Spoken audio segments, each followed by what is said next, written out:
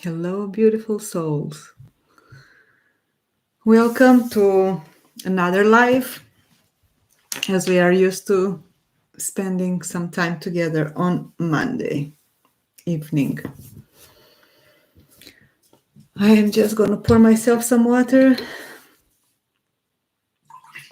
waiting for some of you to show up.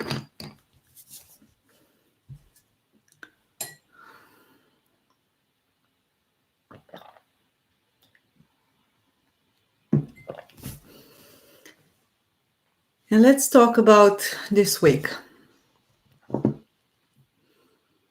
We are having the new moon on Friday, and this is the big thing on this week's moon astrology. Right now, the moon it's in Aries, and it's going to be in Aries today and tomorrow. In Aries, the moon conjoins or meets up with Chiron, which is our wounded healer. So every time the moon comes into Aries, she's going to have this meeting for the next 7 years. Chiron takes around 7 years in Aries. So for me, this means that we have this period in which we are being shown what do we need to heal, what do we need to transform from darkness into light, from a wound into a talent, in everything that has to do with Aries. And Aries is this sign of fire, is this cardinal sign, meaning that it's starting a season, so it has the power to start. And it's a sign associated with masculine energy. So I see this 7 years, upcoming 7 years, with this proposal of healing the inner masculine. And then every month, the moon will make her meeting, conjoin Chiron, bringing to surface also the emotional side of what it means to heal this inner masculine wound. And right now, the moon is in her waning phase, meaning that she has more darkness than light. So for me, it's like digging deep into the shadow of Chiron in Aries, of the wounded inner masculine. So then it can be brought up to the surface, looked at, felt, and out trying to be transformed into a gift. This is a process that can take years. So no pressure, just being able to observe what is it that is happening. So Monday, Tuesday, moon in Aries.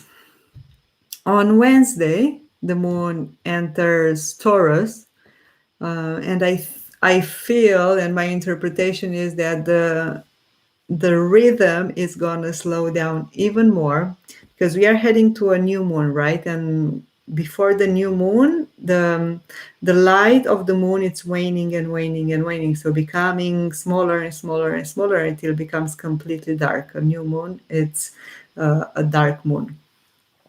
And usually, new moons bring the rhythm of slowing down, of going inward, of looking at the inside world, opposite from the full moon, which is usually more external, bringing to surface, bringing out. So as we're going towards this new moon, we are going to be in these phases that we call the dark moon, the nights that we almost don't see the moon in the sky. And in Taurus, which is usually a slow-moving sign that likes to delight itself in the earthly pleasures, I think we are going to feel this energy of slowing down even more. Also adding it up to last week's astrology, where a lot of 3 planets went retrograde, Venus, Jupiter, and Saturn. So that was slowing us down and more. Hi, Jessica. Good to see you here. And what I want to mention today about this retrograde is Venus retrograde. I have a personal love story with Venus because I find fascinating her cycle in the skies and her dance with the earth and the sun. So Venus is known as a morning star or as an evening star, and it has periods of 1 year and a half, from 1 year and a half, that she plays the role of a morning star or as an evening star. Star here, we understand that she's not a star, it's a planet, but it's just the way that we are calling her in astrology. So, what is it that is happening is that now you can see Venus in the night sky right immediately after the sunset. She is the first one and the brightest planet to appear. And as she entered retrograde, we are going to see that until the end of the month, more or less, beginning of June, she's going to go down and down, at least from our point of eyes view. She's going to go further down and she's going to disappear from our visual part here on Earth. And then she's away for around 40 days and 40 nights, which is also a very beautiful symbolistic. And then she's going to rise again, but she's going to become a morning star. And for the next 1 year and a half, we are going to have Venus as a morning star, being the brightest planet before sunrise. And then when she will go retrograde again, she's going to be an evening star. And Venus, which is our planet of beauty, of abundance, of fertility, of earthly pleasures, earthly love, also is in charge of our values. What do we value? And this is a very general aspect that we are asked to look at during her retrograde. What it is that first are our values, and what is it that we value in our lives? Relationships, material, money, career. What is it that we value? So this retrograde is going to ask us to look at what is it that we value. So then, and then as it's a retrograde, it also has a shadow side. In the mythology of Inanna, which was a goddess that was associated with Venus, Inanna was doing this periodically descend in the underworld. And as she was descending in the underworld, she was stripping herself from 7 layers of clothes. And then in the underworld, she will meet her twin sister that will be the dark one. And after meeting her and having their conversation and then their time together, Inanna will emerge again, come back to the surface with this shadow part integrated, with this conversation with her dark sister integrated. So from 1 year and a half to 1 year and a half, we have this opportunity to dive and look at what we value. Nevertheless, Venus goes retrograde in only 5 signs. We have 12 signs in the zodiac, and it's only 5 signs that she does this retrograde movement, meaning that at the end of touching all these 5 signs in the zodiac, she's completing an 8-year cycle. So in order for you to understand the themes that are going to be touched in your life by this retrograde, look 8 years back. What were you doing? Who were you dating? Where were you living? What was your relationship with the material world? What were you valuing? This is a very good period to do this retrospection. See the path that you have walked since then, and do this reevaluation of the inner values. This was about Venus. And then on Friday, after the moon being in Taurus, the moon moves into Gemini. And it is going to be a Gemini party because moon and sun together are going to be at 2 degrees in Gemini, making the new moon. And also in Gemini, at 20 degrees, we are going to have Jupiter and Mercury. Venus and Mercury. So Venus is going retrograde and is meeting up with the messenger god, which is our Mercury. In this specific constellation, Moon and Sun in Gemini at 2 degrees are making a supportive aspect with Saturn in Aquarius, meaning that we get this support from our Lord of Karma in setting this intention and in the understanding what is it that we need, what is it that we desire, what is it that we want to manifest for the cycle ahead. And Gemini, it's all about perspectives. It's all about communication. It's all about different points of view and integrating many facets of ourselves. So we are going to have a supportive aspect in building this new cycle. On the other hand, Venus is retrograde in Gemini, meets with Mercury, which Mercury feels at home in Gemini. It's the home sign of Mercury. And they are making an exact square, 90 degrees, hard aspect to Neptune in Pisces. So what does this mean, at least for me, right? From my understanding, is that we are really being pushed in looking at our values and in doing this introspective path, introspective journey with the help of Mercury that is going to deliver messages that are coming from the underworld, from this descent of Venus, and with this hard aspect from Neptune that is calling us to oneness, to everybody together, to dream bigger, dream higher. Nevertheless, this can end up in confusion and a little bit of all over the place kind of thinking, because it's Gemini, it's a lot of air, it's a lot of mental activity, it's a lot of ideas, it's a lot of communication, it's a lot of perspectives. So I think that the weekend is going to be charged with this energy. And only by the time we meet next time on Monday, that the moon goes into Cancer, and we are going to have the opportunity to actually feel our emotions and feel into our body and understanding what is this new cycle all about from the more feeling perspective. So this is the astrological part. Anytime you have questions, you can jump in and let me know.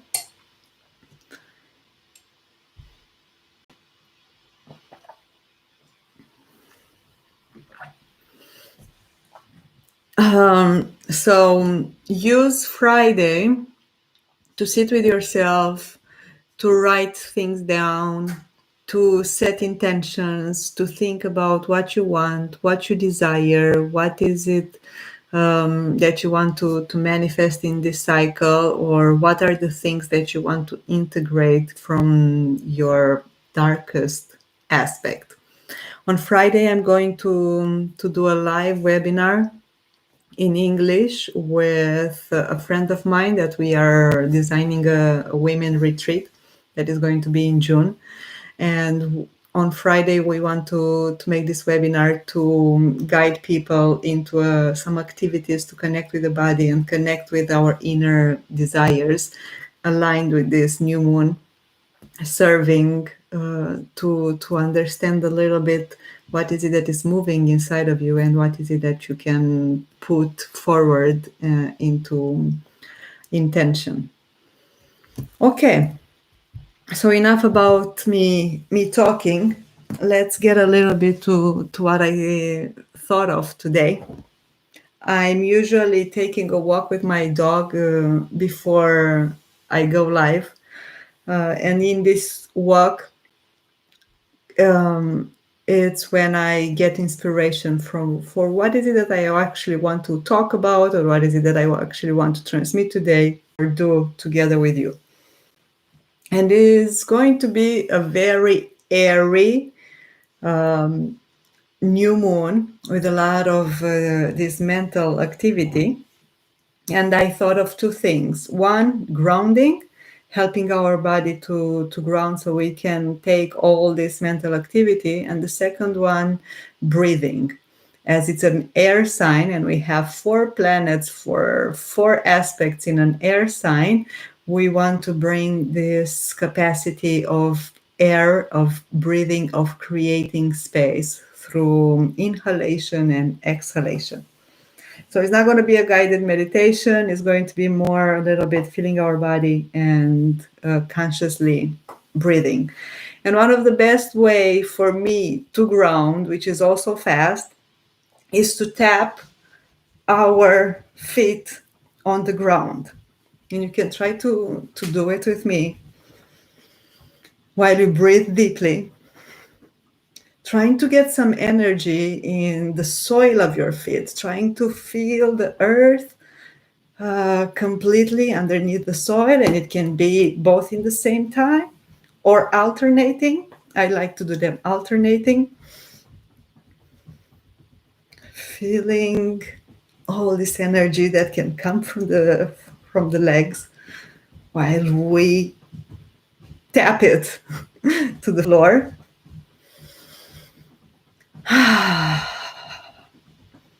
And we can stop slowly, not abruptly. And we can close our eyes and really feel the energy that was created in our feet, from the soil of our feet going up towards the knees, maybe the thighs,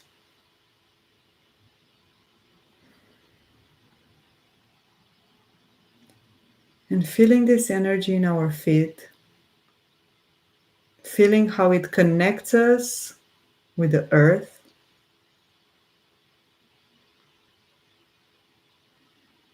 We activate our roots.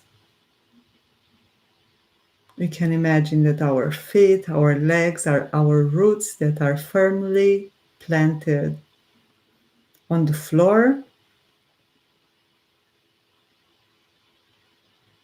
that is connected with the ground in a way or another.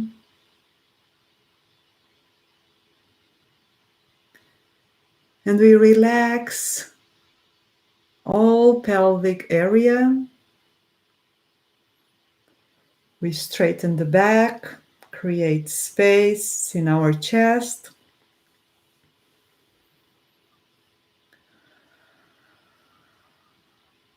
We relax the jaw and the muscles of the face.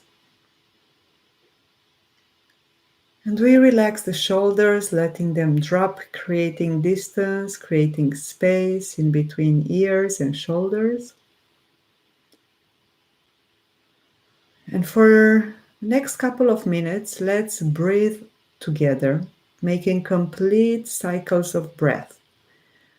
Meaning that we are going to inhale through our nose, direct the breath in the lower belly, and start feeling from the lower belly up. So as we inhale, lower belly expands, upper belly expands with diaphragm, lower lungs, middle lungs, and upper lungs expand, making sure that when we inhale everything, our shoulders don't crunch. We just open them, pull them down into the back.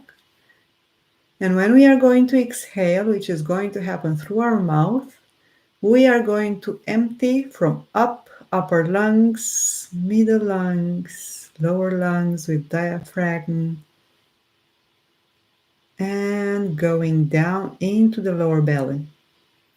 It is based on the principle of filling and emptying a bottle of water. When we fill a bottle of water, the water goes down and starts to rise, filling up.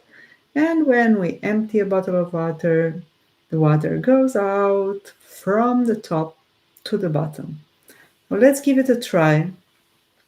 I prefer inhaling through the nose and exhaling through the mouth, and allowing sound, allowing vibration to go out when I exhale.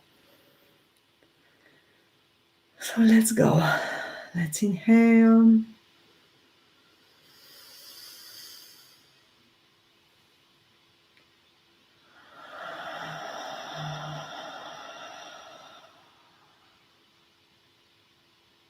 Let's bring the capacity of air to all of our cells.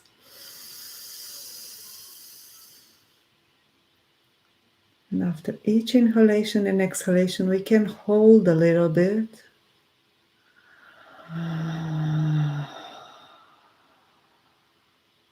Allowing the air to move inside of our body, or allowing ourselves to feel the emptiness after the exhalation.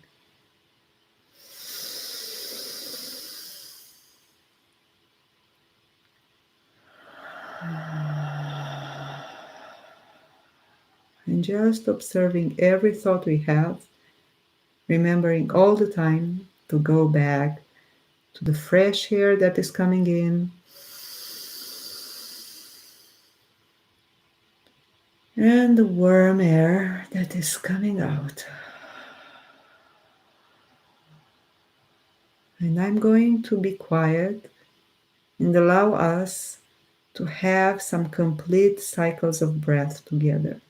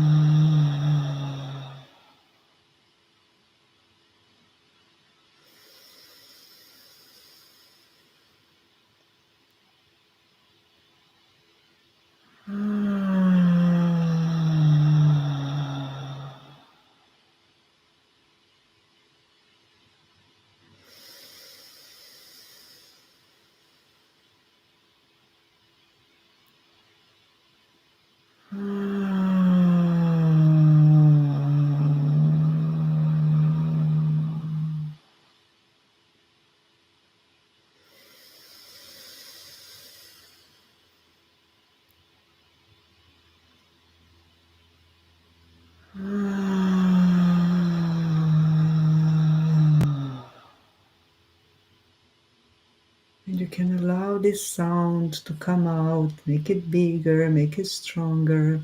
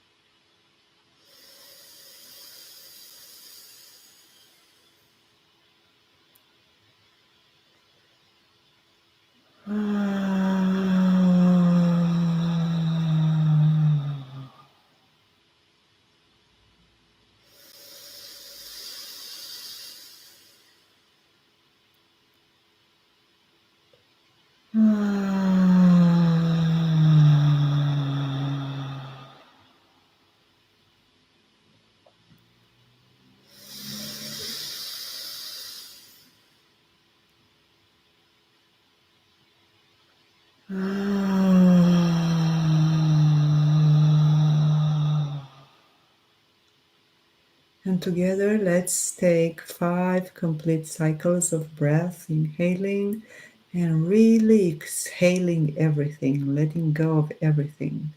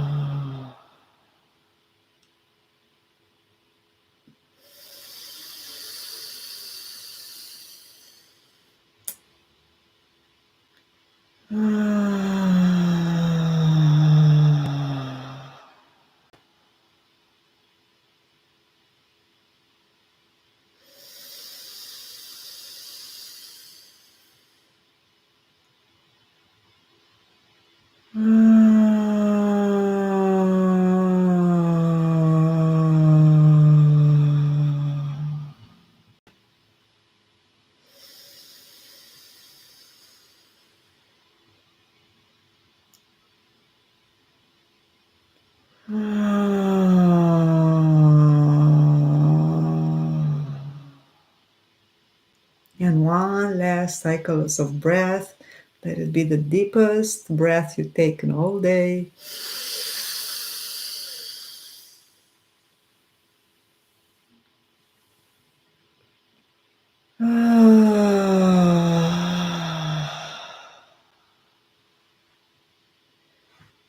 And go back to normal breathing and allow yourself to feel for a couple of moments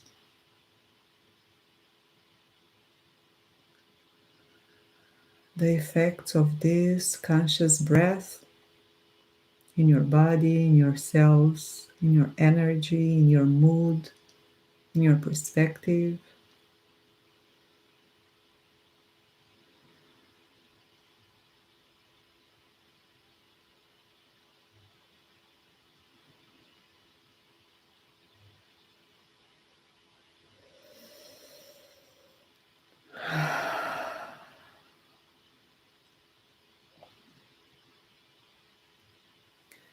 You can bring your hands together in front of your heart in prayer position, in namaste position.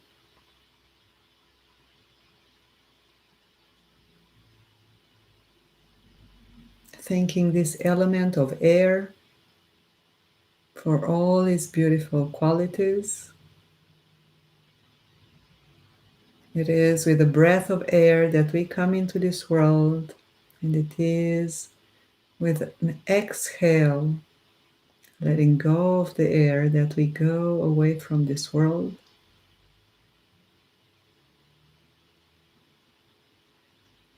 We thank our body for this capacity it has to breathe.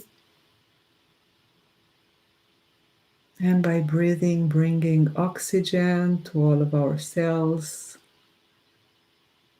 being able to change emotions and moods by consciously breathing,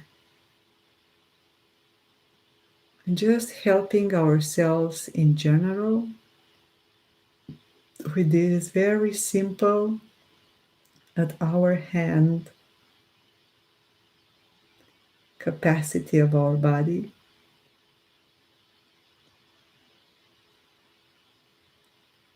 And we thank each other for doing this, for being here. And in your own time, you can move hands, legs, feet, any part of the body that wants to be moved, and come back into here and now. And you can let me know in the chat how you feel.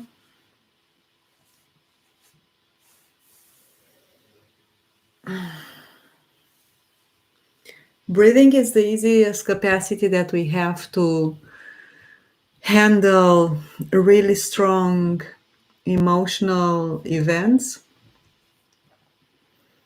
like panic attacks, like confusion and not knowing what to do,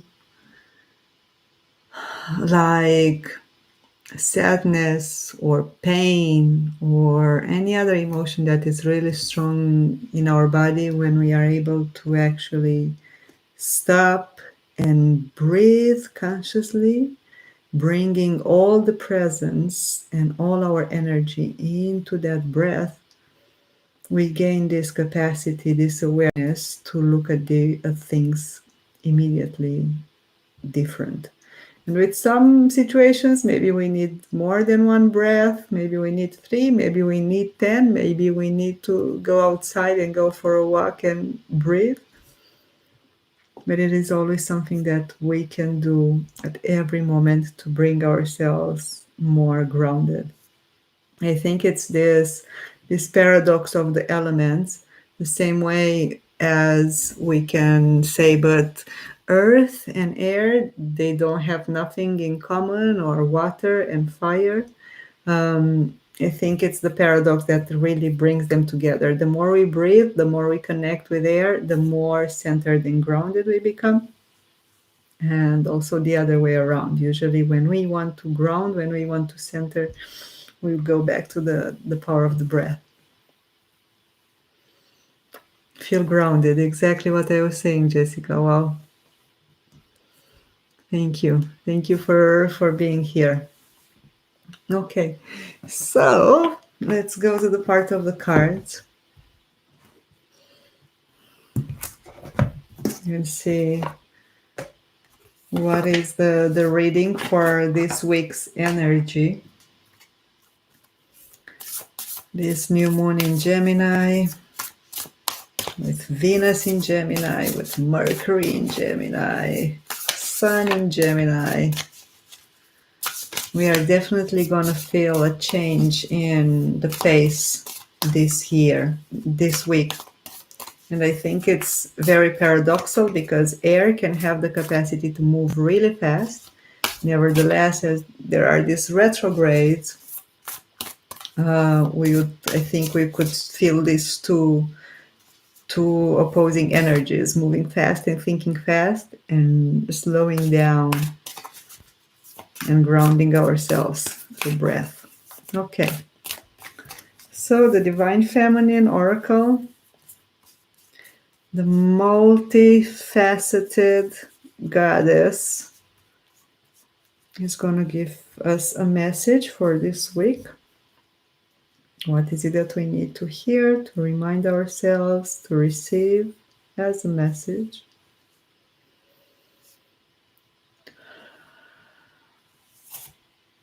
Yes, this one.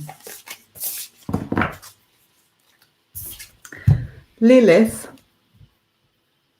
the first woman. The message says, I am the voice of my body and soul. I choose the life that I desire to live. Okay, I need to stop here and talk a little bit about Lilith. We can find her in astrology also, and it's curious that I didn't mention her, and she appears in the here in the card of today, because in Aries, together with Chiron that I was talking at the beginning, we also have Lilith, this dark aspect of the moon. And in mythology, the Jewish mythology talks more about it. Unfortunately, in Catholic or Orthodox Catholicism, she is taken completely out. But then her story says that she was the first woman, as is written here on the card.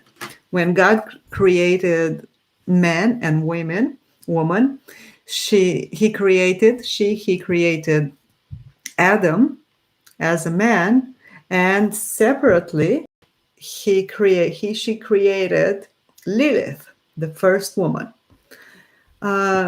Nevertheless, the legend says that she was a rebel, she was strong, and she was demanding to Adam for equality in lovemaking, in partnership, in day-to-day activities. And then Adam was not pleased with this attitude, neither in sexuality, neither in this equality of any other aspects of life. And then being able to Lily seeing that she's not able to have this equal partnership with Adam, she left Eden, the Garden of Heaven. And that's when Adam went to God again and asked her to give her another woman that is a little bit more submissive, more complacent, more to his likes. And that's how Eve was created. And Eve came with this sweetness, with this compassionate aspect of being a woman.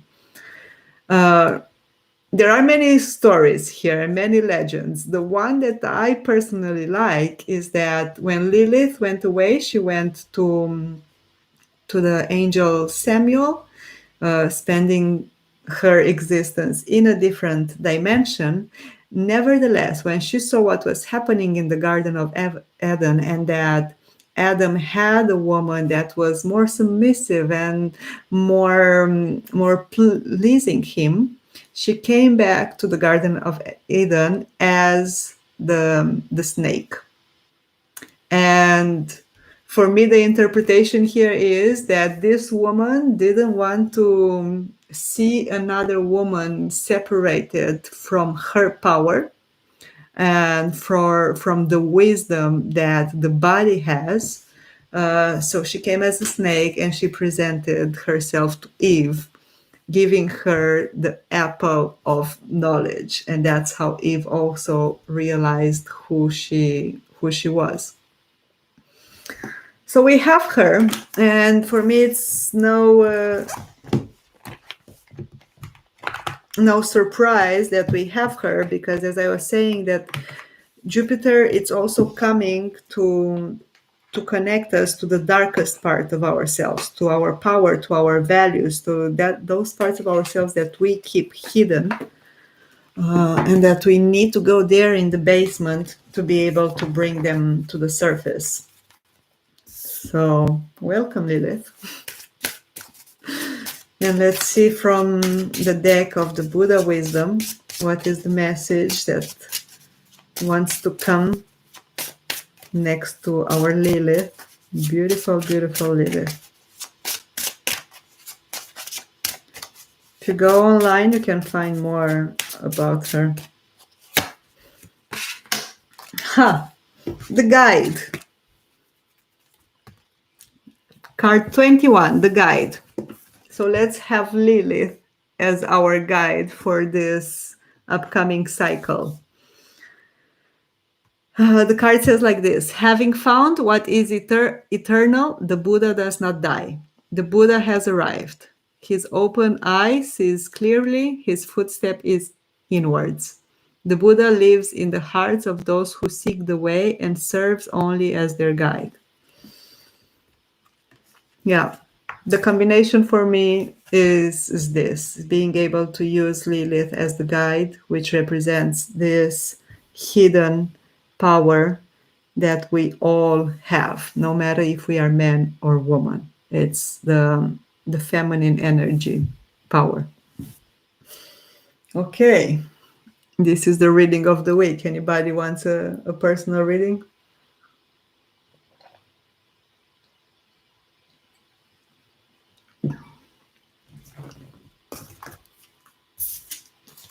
Yeah, super interesting.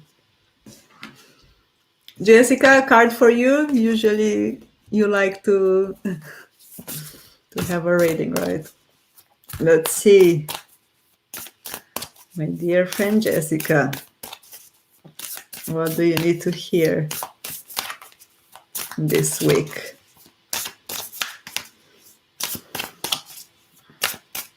What do you need to have as message for this upcoming new moon, opening a new cycle?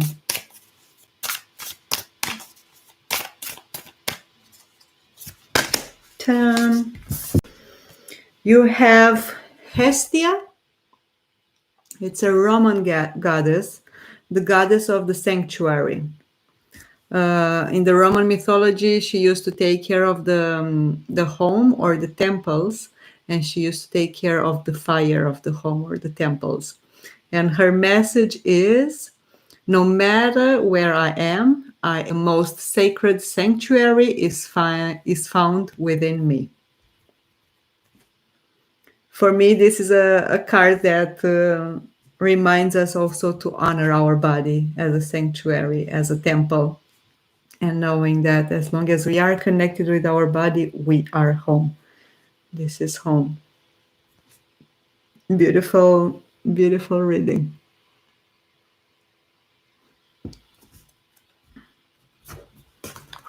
You're welcome. Anybody else online that wants a reading?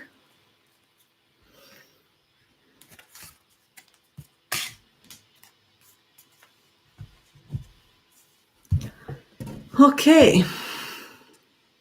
Well, this is what I have for you today.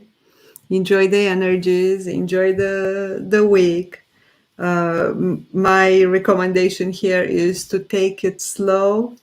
I personally feel that I've been in a very high speed rotation movement, and then this rotation movement is stopped for a while, but the inertia of the movement, it's still continuing, and now I'm finally feeling it that we are coming to a halt, or I am coming to a halt, but I also feel it globally.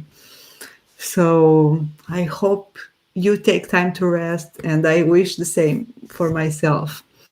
Have a beautiful Monday evening. Have a beautiful week ahead. Many blessings for this new moon, and see you next Monday. Ciao.